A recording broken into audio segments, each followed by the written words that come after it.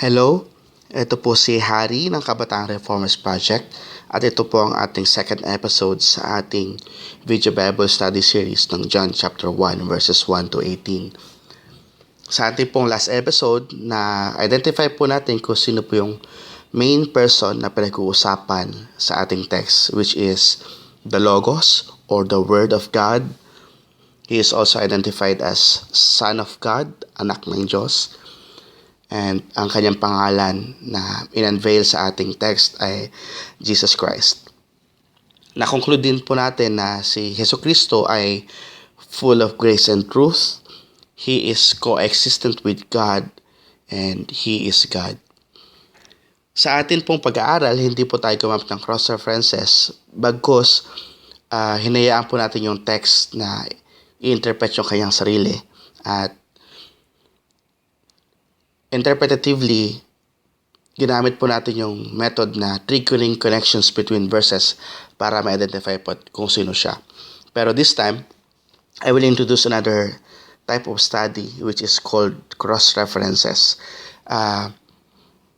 Ito pong cross-references basically ay yung mga text from the scripture na pwedeng makatulong o mag-clarify sa mga text being studied in the context. We are studying, kung mapapansin po rin sa New Testament, meron po mga speakers or writers doon na binabagot yung word na it is written.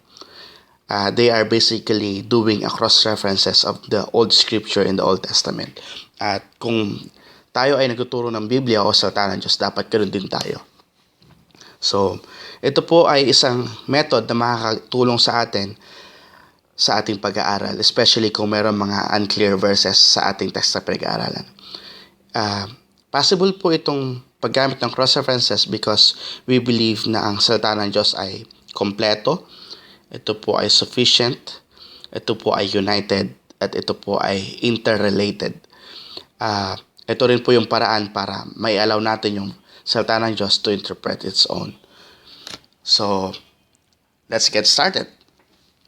So, ang gusto ko pong gawin ngayon, maggagawa po tayo ng table. At yung ilalaman po ng ating table ay yung basically yung verse, kung saan natin makikita yung keyword. Tapos po sa pangalawang column, lalagay po natin yung keyword or key phrases at some point. So, yung keyword po na yun, nahanapin po natin sa iba't ibang part ng Bible. May it be in the Old Testament or in the New Testament. So, ang tawag po natin dyan ay cross-references, XREFs. At yung identity. Today po, hindi po natin i-aaralin yung in details yung mga ibig sabihin ng word, pero we are just trying to convey na yung ating pinag-uusapan sa John chapter 1 verses 1 to 18 ay matatagpuan din natin sa iba't ibang verses o locations sa Bible. So, umpisahan po natin.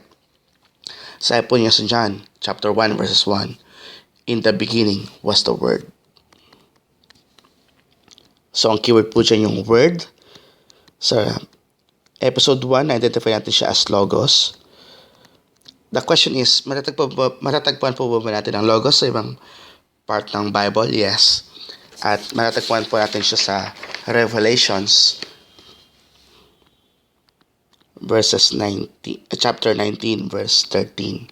Sabi po doon, He is dressed in robe, dipped in blood, and His name is the Word of God. Kung aral po ito yung context, we will know that this person is Jesus Christ.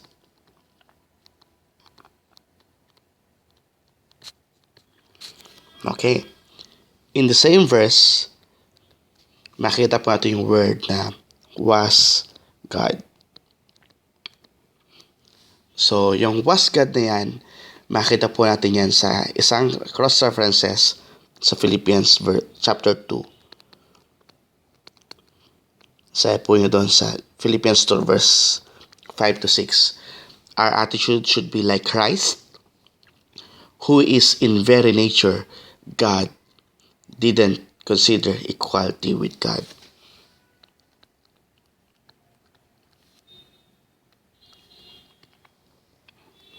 Sa verse 2, Meron po ditong ginamit na phrase naman.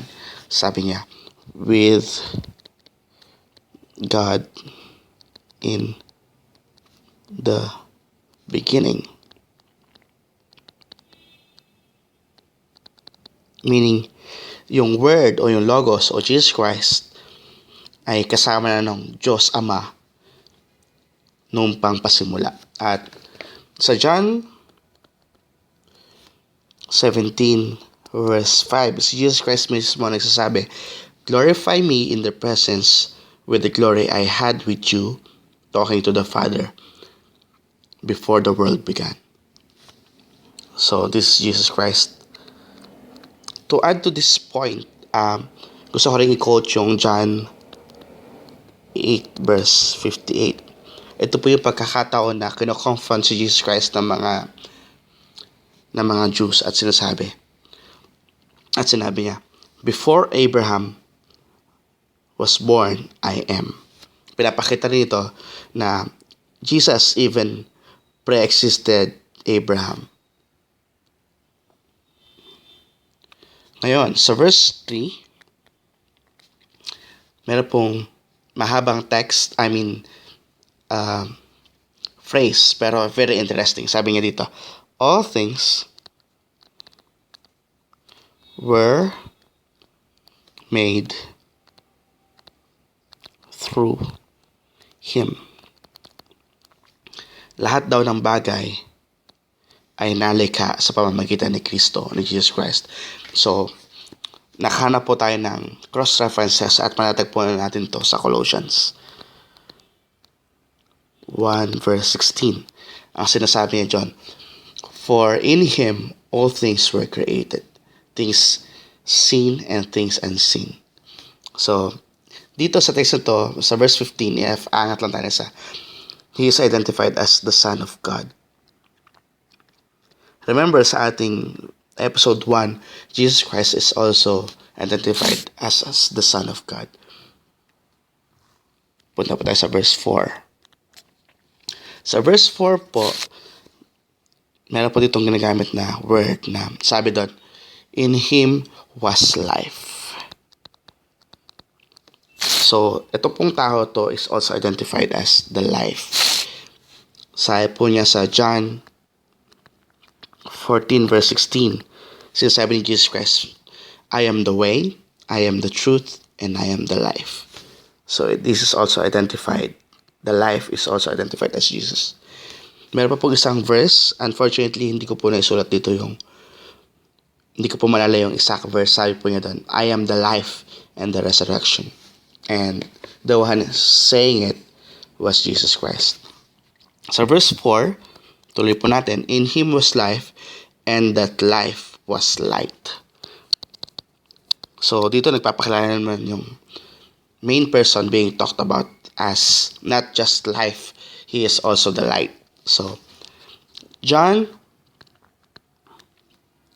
verses 9 chapter 5. John 9 verse 5 says, I am the light of the world. And that is Jesus Christ speaking about Himself. So, nakailan na po tayo? 1, 2, 3, 4, 5, 6. 6 na keyword na po tayo. Pero meron pa pong ilan. Tuloy po natin. So, ito yung text o yung verse.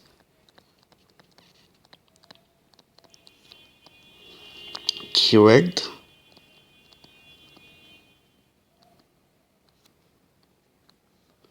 And then X-Labs. At yung identity. Okay. So, sa verse 14, sinasabi po niya the word or the logos became flesh. Sa Tagalog po niyan, yung pong logos o yung salita ng Diyos na identified sa text ay nagkatawang tao. At sabi po niya sa Galatians 4 verse 4, but when the set time had fully come, God sent His Son, born of a woman, born under law. So, nagpakilala po siya bilang Son. Pero dagdagan ko po itong puntos ko dito. Sabi sa Philippians 2 verse 7 to 8. He made Himself nothing by taking the very nature of a servant, being made in human likeness, and being found in the appearance of man. He humbled Himself. At sa verse 5, identified natin siya as Jesus Christ. Wow! Sa verse 14, sinasabi din dito that He made His dwelling among us. Meaning, tumira siya kasama natin bilang tao.